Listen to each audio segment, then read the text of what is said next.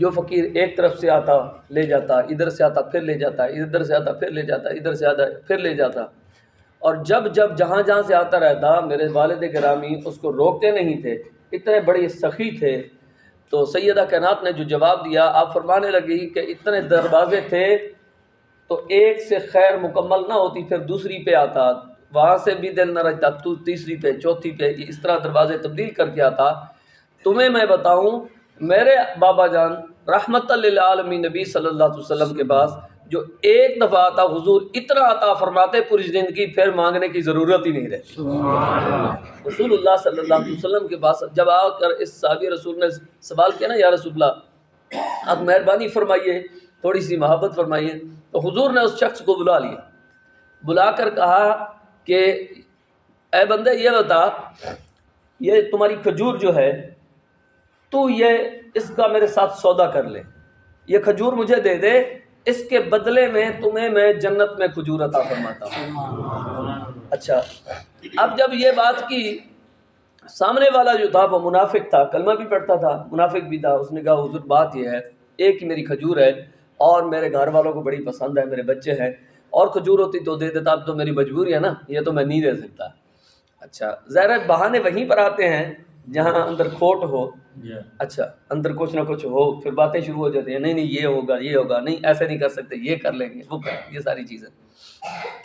اب جیسے وہ باہر نکل کے جانے لگے، دوسرے صحابی رسول موجود تھے، انہوں نے کہا یا رسول اللہ یہ سودا میرے ساتھ بھی ہو سکتا ہے، اگر میں وہاں سے لے کر کے دے دوں کیا مجھے بھی جنت میں کھجور ملے گی؟ اب اس صحابی رسول کا کھجور کا مقصود تو نہ تھا، مقصود یہ تھا کہ اگر کھجور لوں گا یہ جنت میں ہوگی تو پتہ یہ چلا کہ اس سے جنت مندے کی پکی ہو گئی۔ ٹھیک ہے، کھجور تو صرف نہیں ملے گی نا، پھر کھجور کے صدقے جنت ہی مل جائے گی۔ اور ان صحابہ کرام علیہم رضوان کو پتہ تھا حضور عطا فرمانے والے ہیں، مجبور نبی نہیں۔ ٹھیک ہے جی، یہ بھی جنت کے سودے ہو رہے ہیں دنیا میں، کہتا نبی ولی کچھ نہیں کر سکتے، لا حول ولا قوت الا باللہ العلی العظیم۔ اب صحابی رسول حضور نے فرمایا بالکل آپ کے ساتھ بھی یہ سودا ہے، اور یہ پیچھے ہو لیے، اس منافق کے پیچھے گئے اور کہا بھئی بات سنو، کھجور بیچتے ہو؟ اس نے کہا اگر بیچنی ہوتی تو نبی کو نہ بیچ دیتا، ان کو تو نہیں بیچی۔ اب ہر ایک بندے کی ہر دور میں ایک قیمت رہی ہے، مطلب جو بندہ کہتا ہے نا میرے پاس وقت نہیں، قیمت بڑھا دو وقت مل جاتا ہے۔ ٹھیک ہے جی، اللہ معاف فرمائے، انسان بڑی عجیب چیز ہے۔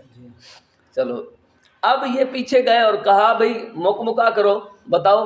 اس نے کہا نہیں نہیں میں نے تو بیچنی نہیں۔ اس نے کہا بات سنو، 600 درختوں کی باغ میرا ہے کھجوروں کا، وہ 600 درخت لے لو، یہ درخت مجھے دے دو۔ اس نے کہا اس بات پہ مکرو گے تو نہیں؟ اب بک گیا 600 دیکھ کے درخت، اب بک گیا۔ اس نے کہا مکرو گے کہ نہیں؟ اس نے کہا نہیں نہیں میں کیسے مکروں گا۔ اس نے کہا ٹھیک ہے۔ اس نے کہا آ جاؤ، اور جب گئے نا باغ کے بہر سے کھڑے ہو کر کے کہا بیگم بہر آ جاؤ، تمہیں نہیں پتا یہ باغ ہم اللہ اور اس کے رسول میں ہم بیچ چکے ہیں۔ اور بیگم بھی آج کل کی نہ تھی، وہیں پہ لیٹنیاں مارنا شروع کر دیتے۔ اس نے واہ واہ واہ واہ، اللہ اور اس کے رسول کے دربار میں بیچ چکا ہے، بہر آ گئی۔ اور یہ صحابی رسول کا عقیدہ بھی دیکھے، جیب میں جتنے سکے جو کچھ موجود تھا نکال کر دے دیا، کہا اسی باغ سے میں نے خریدا ہوا ہے، یہ بھی تمہیں دیا۔ کیونکہ اللہ اور اس کے رسول کے ہاتھ میں جب بندہ کوئی چیز بیچ رہا ہوتا نا، پتہ ہے کہ وہاں ایک کے بدلے اللہ لاکھوں عطا فرماتا ہے۔ اچھا آج اس نے بیچ دیا اور خوشی خوشی آیا یا رسول اللہ صلی اللہ علیہ وسلم، سودا ہو گیا۔ اور میں کیسے ہوا؟ کہا ایک کے بدلے ایک نہیں ہوا، بلکہ 600 درخت جو تھے وہ دے کر ایک لے آیا ہوں۔ اب اس صحابی رسول کو کہیں کہ آپ بھی کھائے، بچوں کو بھی کھلائے، اب جہاں تصرف میں لانا چاہیں لا سکتے ہیں، آپ یہ قبول فرمائیں۔ حضور صلی اللہ علیہ وسلم نے فرمایا اے صحابی سن، جیسے تیرا سودا تبدیل ہوا، لو تمہیں بھی ایک درخت نہیں، اللہ رب العزت نے اس کے عوض تمہیں سینکڑوں درخت جنت میں عطا فرما دیے، جنت میں سینکڑوں درخت۔ اور فرمایا صرف ایک گھر نہیں، جنت میں اللہ تمہیں ہزاروں گھر عطا فرمائے گا۔ رسول اللہ صلی اللہ علیہ وسلم صحابہ کرام علیہم رضوان یوں جنت عطا فرما رہے تھے۔ ٹھیک ہے جی، اگلی بات آپ سماعت کیجئے۔ ایک دفعہ یہ رسول اللہ صلی اللہ علیہ وسلم کے آخری ایام میں سے ہے، بخاری مسلم میں یہ حدیث موجود ہے جو اب عرض کرنے جا رہا ہوں۔ حضور نماز پڑھا رہے ہیں، نماز پڑھاتے پڑھاتے نا حضور نے ایک قدم آگے کیا اور ایک قدم آگے کر کے یوں ہاتھ لگایا، یوں ہاتھ لگا کرنا، پھر حضور واپس آ گئے۔ بعد میں صحابہ کرام علیہم رضوان نے عرض کی یا رسول اللہ نماز تبدیل ہو گئی؟ فرمایا نہیں، میں تو نماز میں جنت کے اندر ایک انگوروں کا خوبصورت خوشہ تھا، میں اس کو پکڑ کے توڑ کے تمہیں دینے والا تھا۔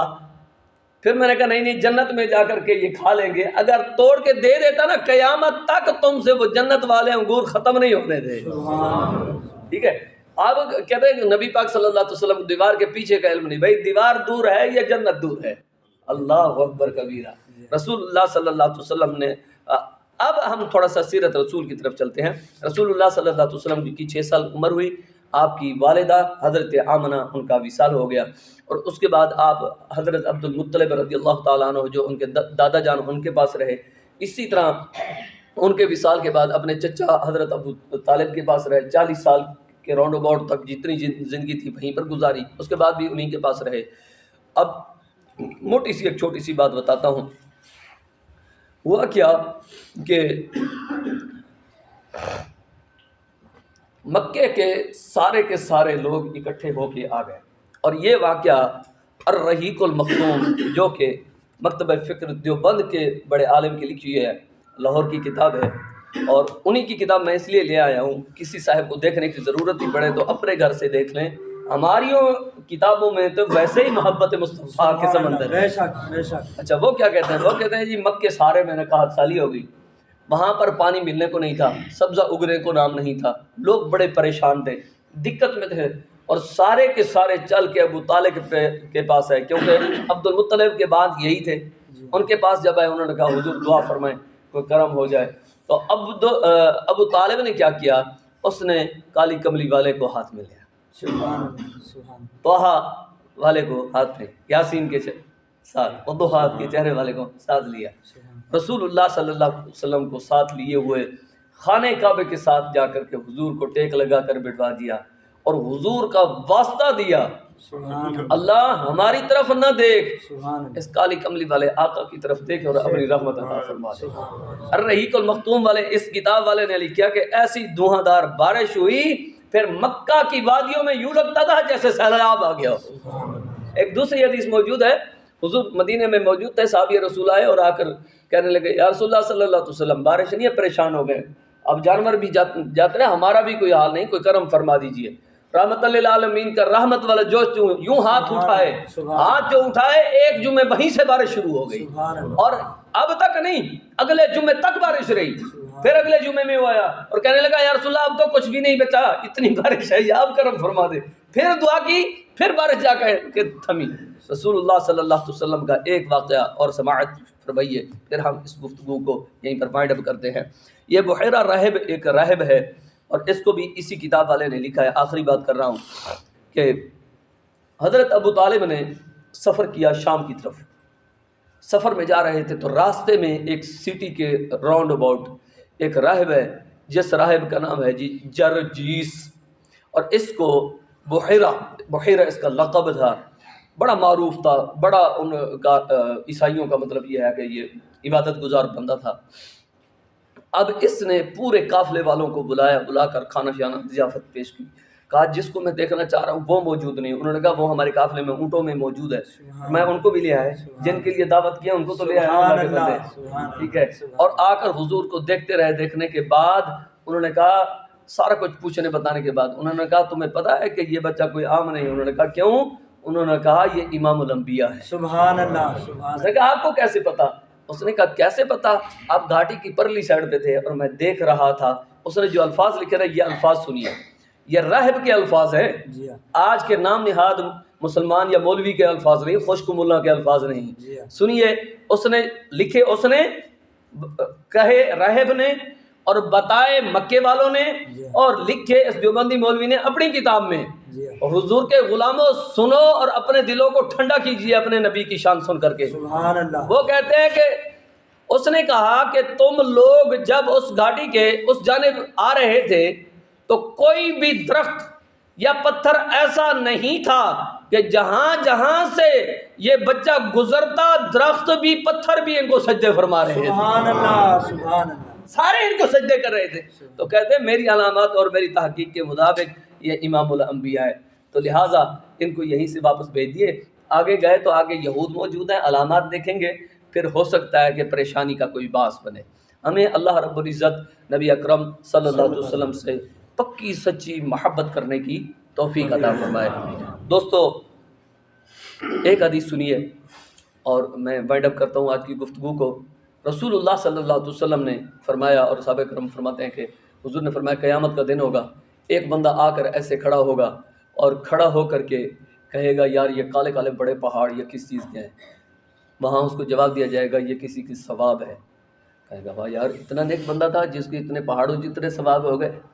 تو آگے سے جواب ہوگا یہ کسی اور کے نہیں بلکہ اے بندے تیرے ثواب ہیں. سبحان اللہ سبحان اللہ. وہ کہے گا واہ واہ اتنے میرے ثواب, یہ نہیں تو نہیں ہو سکتا, میں تو اتنا نیک بندہ ہی نہیں. نہیں, اللہ تعالیٰ فرمائے گا بندے اچھی نیتیں کرنا تیرا کام تھا, اجر دینا میرا کام تھا. تو پوری زندگی اچھی نیتیں کرتا رہا, نیکی سوچتا رہا, اب تکمیل تو ہم نے پہنچانی تھی. دوستو قومیں قرآن سے بنتی ہیں, قومیں حدیث سے بنتی ہیں, قومیں رسول اللہ صلی اللہ علیہ وسلم کی سیرت سے بنتی ہیں. اس کے علاوہ بھیڑ چال ہوتی ہے یا ہجوم ہوتا ہے, قوم نہیں ہوتی. اور قوم کو قوم بنانے کے لیے محبت مصطفیٰ کا درد لازمی ہے, عشق مصطفیٰ صلی اللہ علیہ وسلم لازمی ہے, حضور صلی اللہ علیہ وسلم کا ادب لازمی ہے. اس نیت سے ادارہ پیام خیر کی کمیٹی نے یہ ادارہ بنایا ہے اور اس میں قرآن پڑھا جائے گا قیامت تک. یار جتنے لوگ یہاں سے قرآن پڑھتے جائیں گے, جو لوگ اس کمیٹی کے ساتھ معاون ہوں گے, اللہ تعالیٰ ان تمام کو اجر عطا فرمائے گا. اللہ کرے یہاں سے لاکھوں سینکڑوں لوگ قاری بنے, حافظ بنے, عالم بنے, مفتی بنے. جتنے لوگ پڑھ جائیں گے, آج جن لوگوں نے نیت کی ہوگی, ساتھ 2 قدم چلے ہوں گے, قیامت کے دن جب رب فرمائے گا نا چل حافظ قرآن, آج 10 لوگ جو جہنمی ہو چکے ان کو اشارہ کرتا جا, میں جلدی بناتا جاتا ہوں. اللہ کرے پھر ادارہ پیام خیر سے لاکھوں کروڑوں حافظوں کی ایسی جماعت نکلے, اور پھر یہ دیندار جو اپنا کام چھوڑ کے, اپنا دندہ چھوڑ کے, سارا کچھ چھوڑ کے قرآن کی خادم ہوں گے, پھر اللہ تعالیٰ جیسے ان کے والدین کے سر بلند کر دے گا, ان اداروں کے چلانے والوں کی بھی مجھے امید ہے اللہ سر بلند فرما دے گا.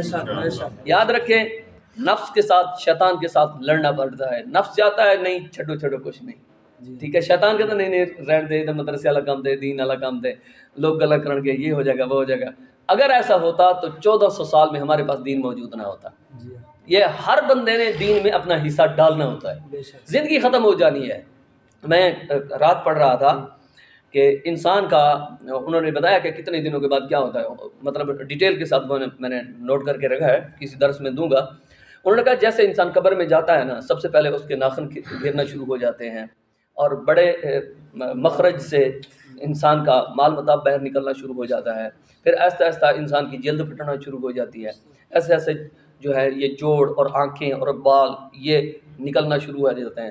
ایون کہ 1 سال کے بعد ڈھانچے کی ہڈیاں بھی گل جاتی ہیں. یہ ایوریج بتائیے انسان کی. لیکن ملیشیا کے رات ایک میں حافظ قرآن کی ویڈیو میں نے اپنے پیج پہ شیئر کی ہے. حافظ قرآن کی 10 سال کے بعد جب قبر کو کھولا گیا تو اس کے چہرے کو جب یوں کیا تو یوں لگتا تھا جیسے گلاب کا پھول پڑا ہوا. سبحان اللہ. تو اسی لیے کہتے ہیں کہ زمین میلی نہیں ہوتی, زمن میلا نہیں ہوتا, محمد کے غلاموں کا کفن میلا نہیں ہوتا. ہمیں اللہ تعالیٰ اپنے نبی اکرم صلی اللہ علیہ وسلم سے پکی سچی محبت کی توفیق عطا فرمائے. لوگوں اللہ نے اپنے دین کا کام خود لے لینا ہے, لیکن اگر ہم ساتھ ہو لیے تو اس کے صدقے سے اللہ ہمیں ہمارے درجات بلند عطا فرما دے گا. اسی کی صدقے سے ہماری نسل قرآن پڑھ جائے گی, حدیث پڑھ جائے گی, حضور کی محبت کا پیغام پڑھ جائیں گی. اللہ تعالیٰ مجھے اور آپ کو عمل کی توفیق عطا فرمائے. افضل ذکر لا الہ الا اللہ لا الہ الا اللہ لا الا اللہ لا الہ الا اللہ لا الہ الا اللہ إلا الله لا إله إلا الله لا إله إلا الله لا إله إلا الله لا إله إلا الله لا إله إلا الله محمد رسول الله صلى الله تعالى عليه وسلم الصلاة والسلام عليك يا سيدي يا رسول الله الصلاة والسلام عليك يا سيدي يا حبيب الله الصلاة والسلام عليك يا سيدي يا رحمة للعالمين وعلى آلك وصحابك يا سيدي يا محبوب رب العالمين بسم الله الرحمن الرحيم اللهم آمين الحمد لله رب العالمين والعاقبة للمتقين والصلاة والسلام على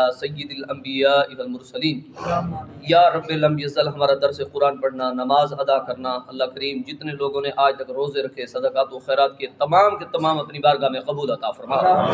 اللہ کریم حاضرین مجلس کی نیک جائز مرادیں پوری عطا فرما، تمام کی عمروں میں برکتیں عطا فرما، تمام کے رزق میں فراغیاں عطا فرما، تمام کو اللہ تعالیٰ بار بار مدینے کی سعادت نصیب عطا فرما، زیارت مدینہ زیارت مکہ بار بار نصیب عطا فرما. اللہ تمام کی اولادوں کو حافظ، قاری، عالم، مفتی بنا، تمام کو دین متین کی خدمت کرنے کی توفیق عطا فرما. مسجد کو آباد فرما، اس کے آباد کرنے والوں کو آباد فرما، ادارہ پیام خیر کو آباد فرما، اس کے آباد کرنے والوں کو آباد فرما. صلی اللہ تعالی علی خیر خلقہ محمد وعلی آلہ وصحبہ اجمعین.